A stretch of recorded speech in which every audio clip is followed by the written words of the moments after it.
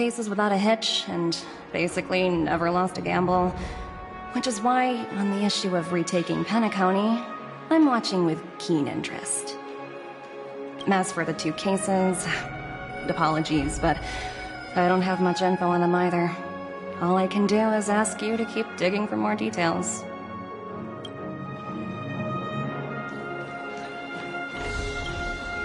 We're carrying out our captain's orders. What do you want? We made a mistake last time, and we're working hard to rectify it now. We don't have time for anything else. Surveilling the IPC executive Topaz, ensuring that she stays put at the Reverie Hotel during her time on Penacony. We've got the right one this time. So that's it. They were the pair who were after Firefly at the time. It's you again. Back for more trouble? We're not afraid of you this time. Well, spit it out. Stop bothering us if you've nothing important. So you know each other. Why do you keep running into people you've beaten up before? That's right. We're investigating a murder for the family. Can we speak to your captain about the case?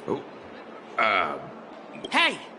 The security officer instructed everyone to shut their traps before he returned from Dream's Edge. What murder? You'd better stop spouting nonsense. Yeah, that's right. We have nothing to report. Please leave. Looks like they're not going to cooperate. But they did at least tell us that the captain is at Dream's Edge. Why don't we just look for the security officer then? It's probably Gallagher, the one he mentioned, right?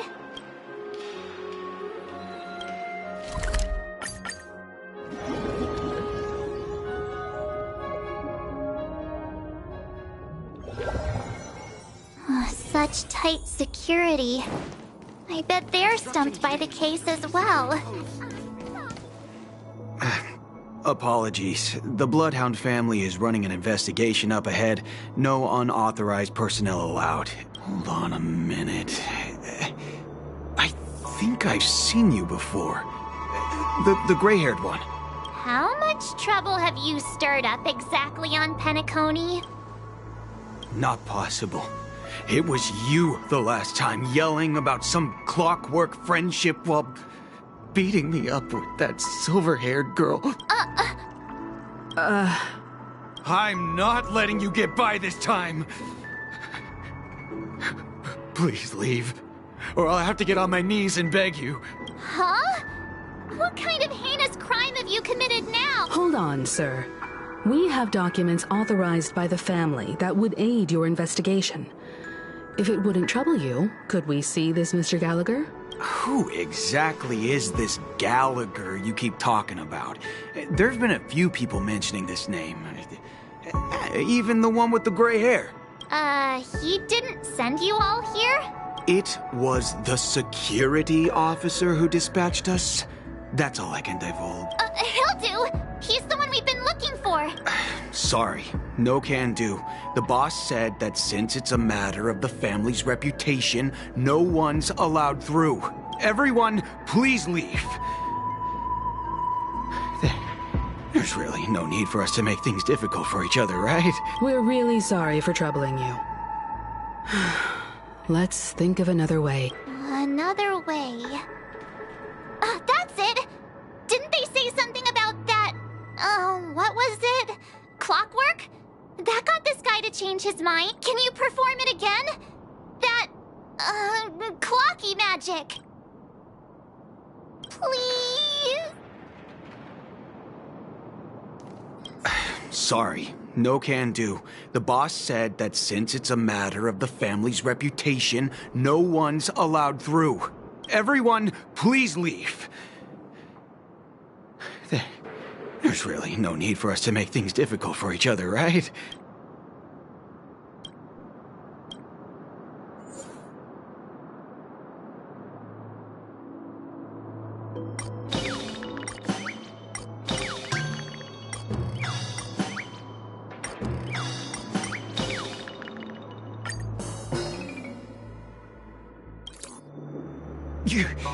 You lot insist on doing this.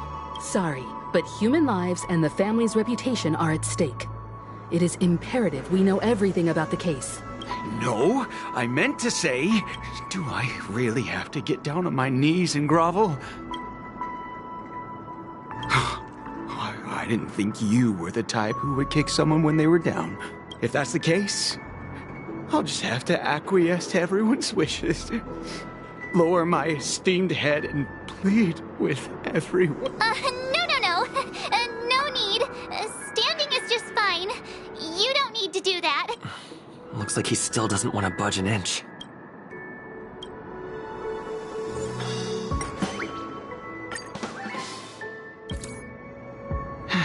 Let me see what time it is now. Whoa! It's this time already! Time to clock out! And no one's gonna stop me.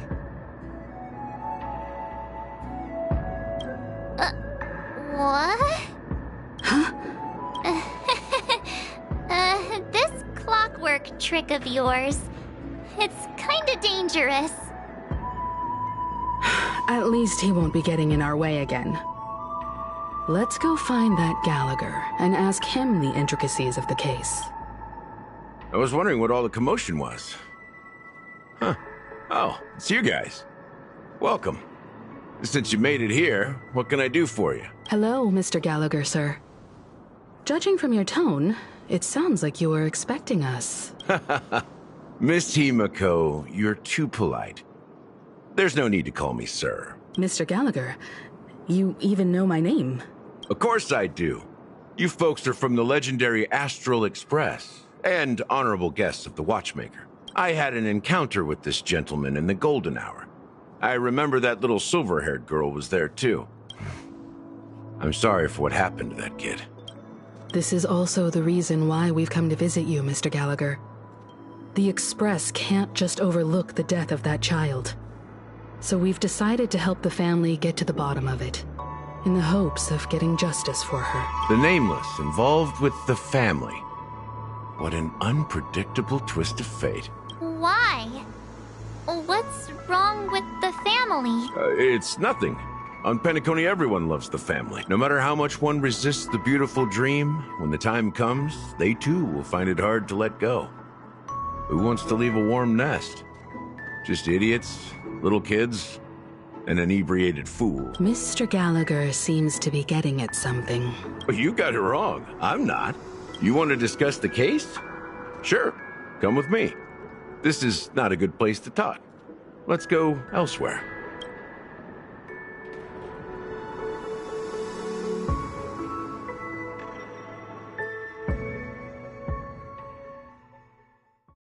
Even after that chilling tragedy, this dream is still running effortlessly. Other than the family of the Harmony, it's hard to imagine any other power in the universe that could sustain a building of such magnitude. The family itself is a huge, perfect building. Like a living idol. Each member of the family sees themselves as a piece of the divine puzzle, revolving around a singular core and a shared ideal. Under their command, they loyally fulfill their roles, offering themselves while also receiving sustenance in return. Interesting analogy. Perhaps that's why Penacony's beautiful dream has persisted for so long. But the human body has its limits, and so does the divine's. That doesn't sound like the kind of comment a Galaxy Ranger would make. Just pointing out the facts. Mr. Yang will definitely have a better sense of what's going on than I do. Why do you say that, Miss Acheron? The beautiful dream is crumbling. But not because of a particular eon, a particular faction, or a particular visitor. Its collapse stems from a certain inevitability of human nature. The family refuses to acknowledge this, and it has ultimately backfired and become a catalyst. As people immerse their souls in the dreamscape, where consequences and pain cease to exist, and only ease and pleasure prevail, they draw closer and closer to necrosis. Regardless of the perceived bliss, death looms as the inevitable conclusion. Also, this necrosis will diffuse and spread. One piece of the puzzle's mutation will eventually cause the entire building to shake, break, and crumble. In the end, the dreams that people built in the name of freedom became the cage that imprisoned them. I'm sure you've gained a lot from this trip, Miss Acheron. Are you willing to share your findings with me? Of course. That's if I remember.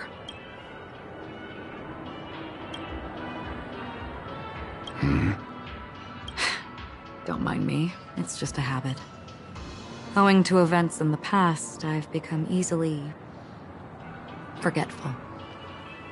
It's only when this sword is unsheathed that those hazy memories start to become clearer. Take your time. That should do it. I vividly remember everything that occurred on Penacony. Ask away. The moment of daybreak. I've heard that's where the Dawn Factory, which processes the foundation of the dreamscape, is located. Behind the dreamscape's song and dance stand many imagination factories. Workers create all kinds of whimsical works day in and day out in their dreams. Then they return to reality and sleep on a narrow bed in a room. A far cry from luxury. They say it will suffice. Experiencing the bizarre and motley dreamscape is the best reward. There I encountered a young woman who had just come of age. The perfect time to indulge in beautiful dreams. Her greatest wish was to one day move to the golden hour and see the magnificent garments she had woven with her own hands. For certain reasons, her wish was difficult to fulfill. But I managed to bring her a garment. Gilded Hour. It's said to be Penacony's currency center. Yes. It is a fortress-like financial city, the economic heart of the dreamscape. The Pepeshi people of the Alfalfa family are there to keep it running, sending blood that is made from money everywhere on Penacony. Everyone there is exquisitely dressed and always in a hurry. The greatest wish of the local Pepeshi people is for their future generations to work in the Gilded Hour. I've never met anyone who was willing to talk. I could only stand at the crossroads, watching crowds of people hurrying like the wind through the jungle of steel, only to deposit the alfalfa credits that they'd earned into the bank's vault. I don't know if they would open the vault's door, but before I left, I witnessed a well-dressed Pepeshi person plummet from the sky, while those around him continued on their way, unfazed. I hear the Blue Hour is very romantic. Do you have any tales to share? Perhaps Mr. Yang has heard. There is a large boat called the Eventide, anchored along the Sea of Dreams, where soft music and dancing persist endlessly every night. I ran into a wizened lady there. She was at the dock, waiting for her long-departed lover to return, waiting for countless hours within time that stood still. In the humid sea breeze, she spoke of her own youth. Like many who desired wealth and love, they came to Penacony to pursue their dreams. Alas, her lover's consciousness was lost in the dark depths of the Sea of Dreams. Finally, she suggested we continue our conversation on a boat in the shallows. I agreed and boarded the boat with her. But she never said anything.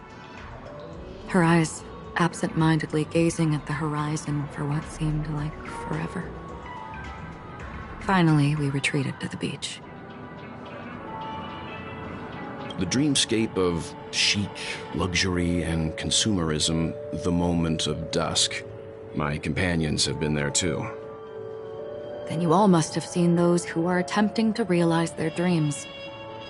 Or have realized them. Scattering money as if it were dust and betting it on all or nothing. Everything has a price, and everything can be bought or sold. Even dreams themselves. I saw an Intellitron there, who was preparing to auction himself. When someone wins a bid under stipulated periods and rules, he would do the buyer's every bidding, becoming that person's very possession. That Intellitron had been auctioned off 12 times, and I participated in his 13th. That was the grandest banquet I had ever attended. But never again did anyone cast another glance at him. This time around, there were no successful bids for him.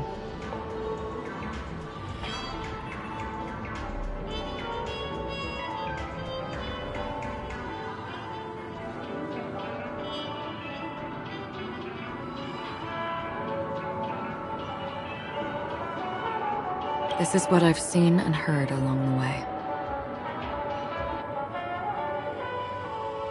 Someone once said to me, Penacony wasn't like this a long time ago, nor should it be.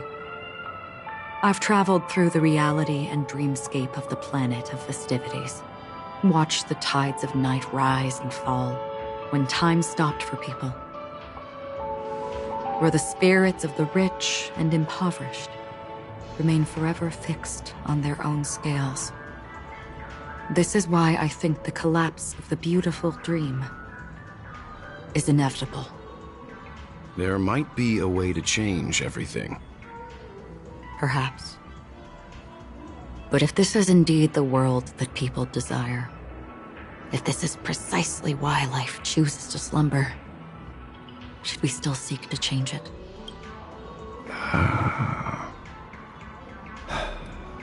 Miss Acheron, now it's my turn to share a story with you.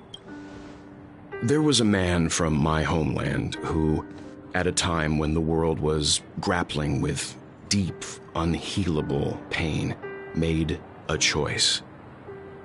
He wove together the dreams of everyone in the world, linking people's dreamscapes, and shouldered this burden himself.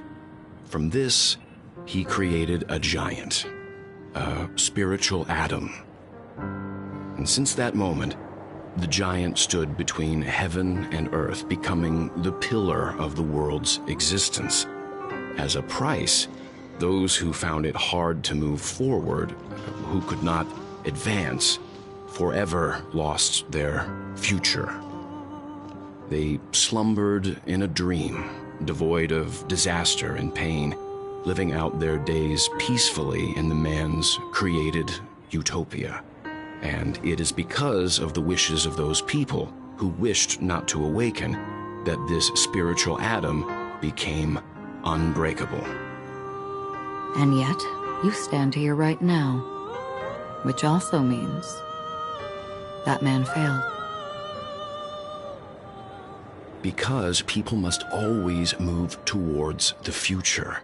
Even if human weaknesses make them pause when they truly cannot move forward, humanity will eventually seek a way to save itself.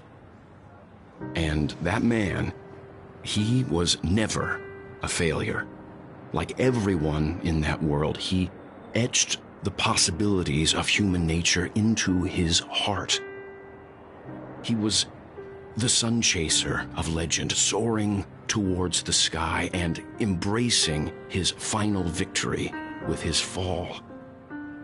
He ascended to heights uncharted, only to come face to face with the sun, a place not visited by anyone before. His wings would melt because of it, only for him to fall into the sea. And after that, countless others would surpass him, soaring to even greater heights. A fitting metaphor for the Nameless's trailblazing spirit. Thank you, Mr. Yang. I know what you wish to confirm. The universe has innumerable similar, yet different worlds. In these worlds, there are innumerable people who look alike, yet don't. I, too, have embarked on journeys, encountering old friends with familiar faces on different worlds, witnessing their destinies follow paths similar to mine.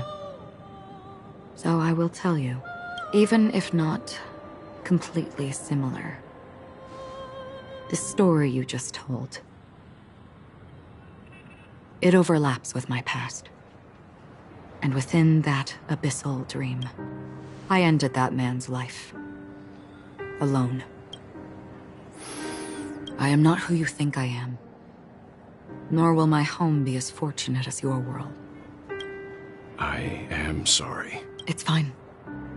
I don't mind, so long as I can alleviate your suspicions. There's something I still wish to know, Miss Acheron.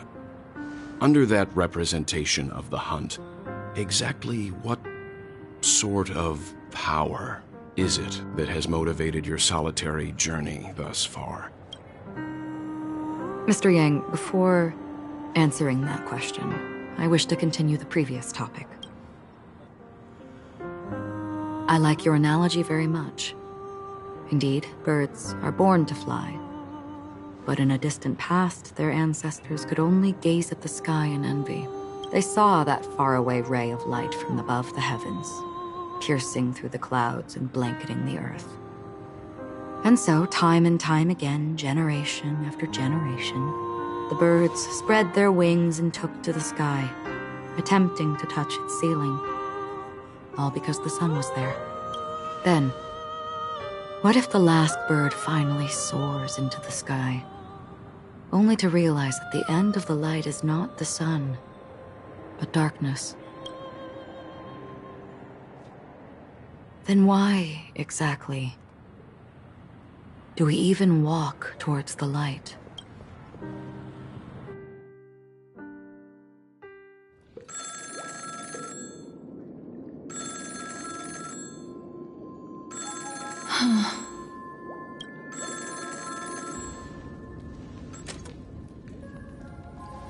Long time no see. Having fun on Penacony? Acheron? This voice, it's not Constance. Could it be her companion? Though I don't know exactly what you are, or what you're up to, my bullets will find you. Until then, you best find a casket store on Penacony, and ask the owner to reserve a good quality casket for you, imposter. Imposter? I see. She gave my whereabouts to someone who's tracking Acheron too. Who are you? Huh? Did I make a mistake? Who the fudge are you? I'm the Garden of Recollection's memo keeper. Not bad. This is the kind of tough challenge I like. You that imposter's bodyguard? Never mind. It's fine. I'll leave a round for you. So get that forehead clean and wait for me. I don't know what you're talking about, but you know Acheron, the Galaxy Ranger, yes? I have something to ask you. Are you asking me to write your will? Sure. Go ahead. Not quite. I only want to ask, how exactly did she become a Galaxy Ranger? She's clearly not a path strider of the Hunt, but you are, aren't you? Tell me, what's Acheron's deal? Sure. Never thought I'd come across an ally. Fudge, what a stroke of luck. Well, I'll be on Penacony soon. Memo keeper, go buy a bottle of Asdana's white oak and warm it up.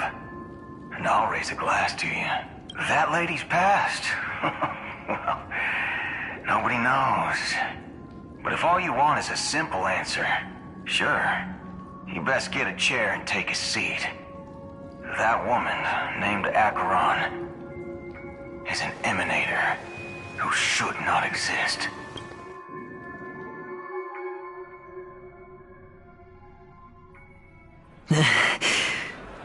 You look pale. Or is that also part of your act? I didn't think you'd have the nerve to show yourself. I thought this was exactly what you wanted. After all, I faithfully fulfilled my duties as you instructed. Just tell me if you can't hold on any longer. So, the genius of the Council of Mundanites wants to be my Undertaker now. What an honor. Yes, and I'm pretty sure the people at the Strategic Investment Department would love to be notified of your death in due time. But let's not forget, you won't be seeing them, because I'm the manager of this task. Great. Then tell your people that Aventurine is ready to go in 17 system hours. Oh, you've got a lot of nerve. How exactly do you plan on completing your task while your hands are tied by the Harmony? My conversation with Sunday convinced me that there's a traitor in the family, and that they hold the secrets of Penacony. So, I took the opportunity to set everything in motion. I even managed to recover the gift money. Things haven't gone this smoothly since I walked through the doors of the Reverie. Now I'm only one step away from victory. Let's just wait and see. Sounds like a very elaborate way of saying that you failed. That's all I can say. Have you forgotten, Doctor? You betrayed me. Go. Do what you must. I look forward to the sight of the IPC fleet surrounding Penacony. You've achieved what you desired, haven't you? That's true, but what's your plan? Did you conceal an orbital support beacon in that gift money bag? Well, who knows? Maybe that's why I'm handing out cash even when I'm about to bite the dust. You are indeed a gambler. An insane one at that. Well, maybe I am. Who knows? Fine. Here, take this. Open it when you're on your last legs. You'll thank me. What's this? Medical advice?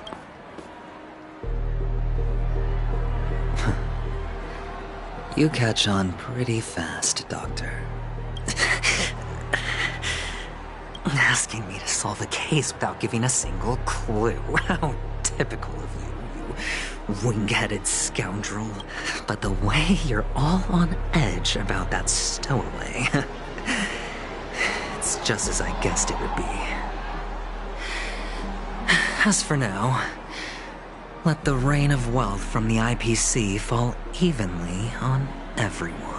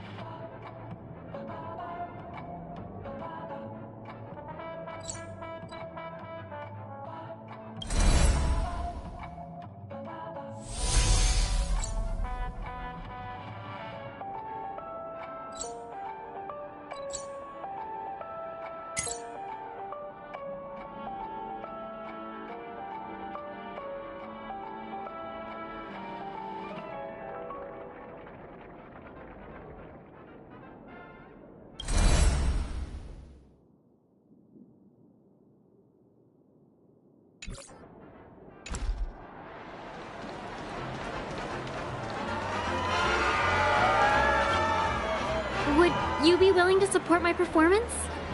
And keep the Song of Beauty alive in the cosmos? Wow, how fabulous!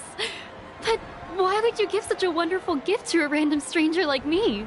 Well, you see, I can't bear to see anyone in this sweet dream suffering from poverty. That's incredibly kind of you. Thank you so much, sir. If you ever get the chance, please, feel free to come by and indulge in my singing. Sure thing. Oh, by the way, do you happen to know anything interesting about death? Death?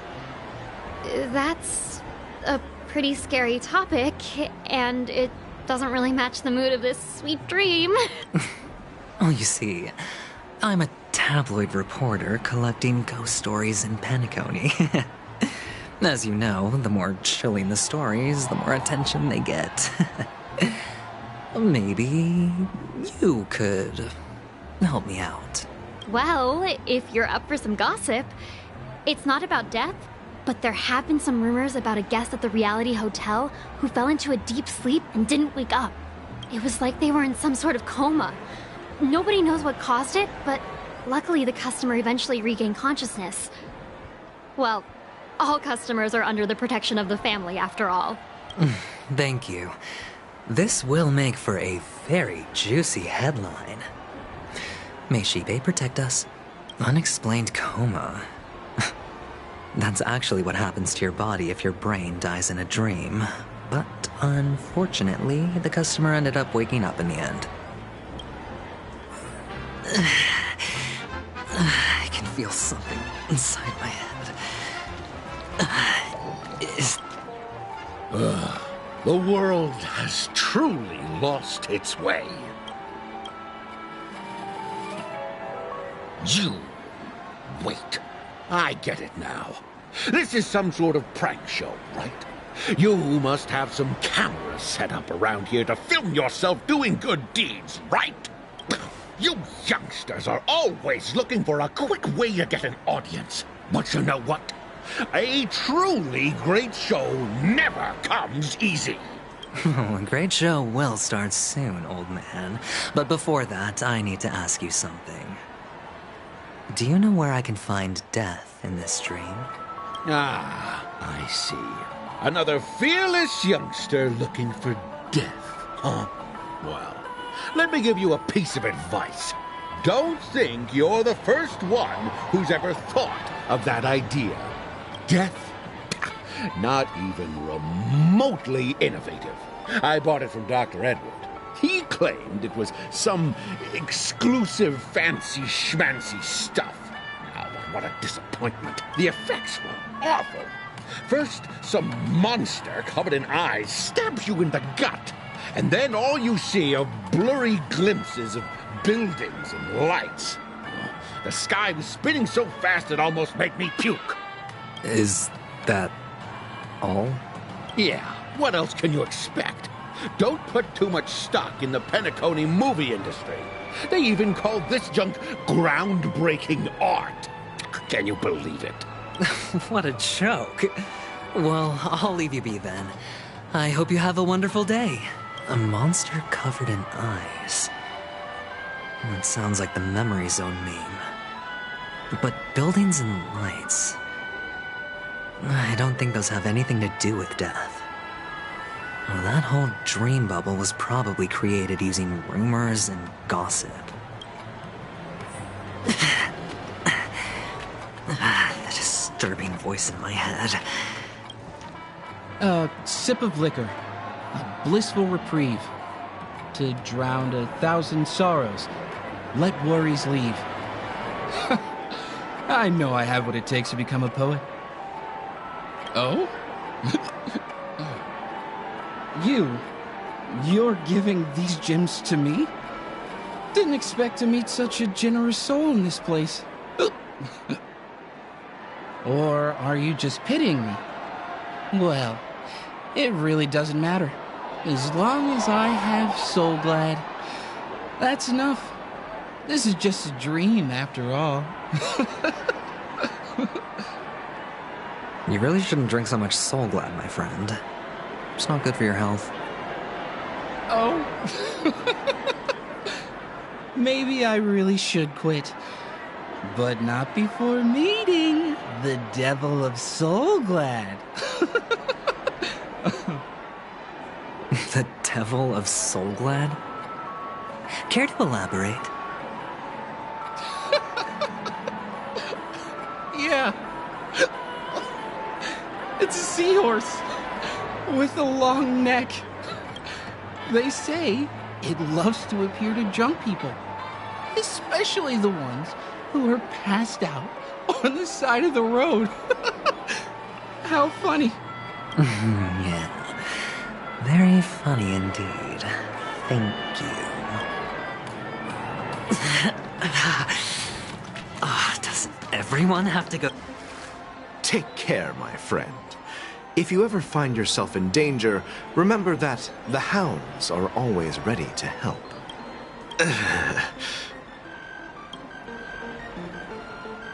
You don't look good, my friend. If you need assistance, I can contact the hotel and have them wake you up forcefully.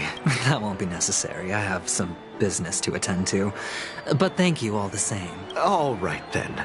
If you ever need help, don't hesitate to reach out to us hounds. Well, actually, I do need a favor. As the most outstanding hound in Penacony, have you come across any stowaways recently? Stowaways? How could there be stowaways in Penacony? We've never had anything like that before. All right. Good luck with your work, then. What was I even thinking? Family would never share intel with the IPC.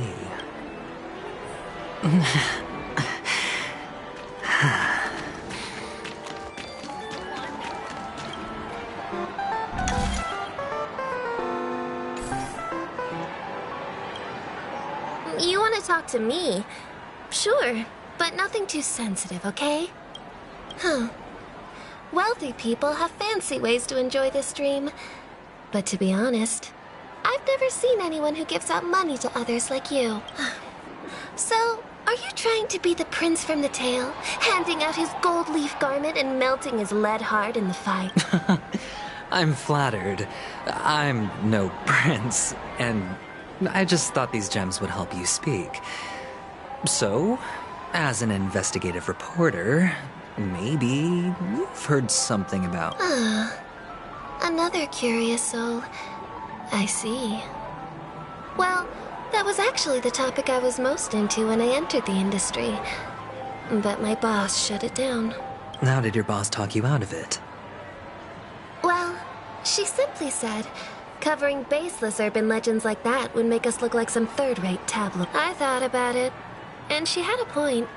Reporting on stuff like blowing out birthday candles and getting spooked by nightmare ghosts isn't exactly professional material. Guess she's got a point. Thank you for sharing.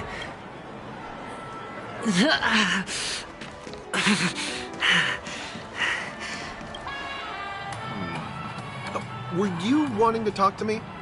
Sorry, I thought you were checking out something behind me.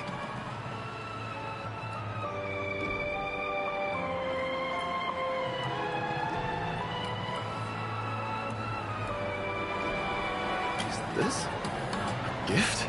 For me? Are you sure this isn't some kind of mistake? Yes, it's for you. Just take it. Is this for real? Someone is actually giving me a gift. Not for my parents, but for me. Thank you. Thank you so much. No, it's not much. I just want to ask you something. I knew it. What's on your mind? Are you trying to ask about my father or my mother? Neither.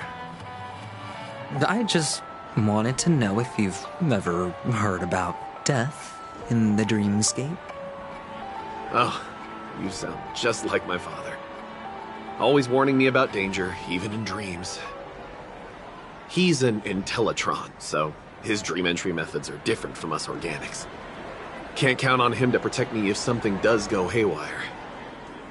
Funny, right now I'm still under his protection. How ironic. Hey, stay positive. Gold will always shine one day, right? The Devil of Soulglad, Dangers in the Dream, and Nightmare Ghosts. The gems... Were you wanting to talk to me? Sorry, I thought you were checking out something behind me.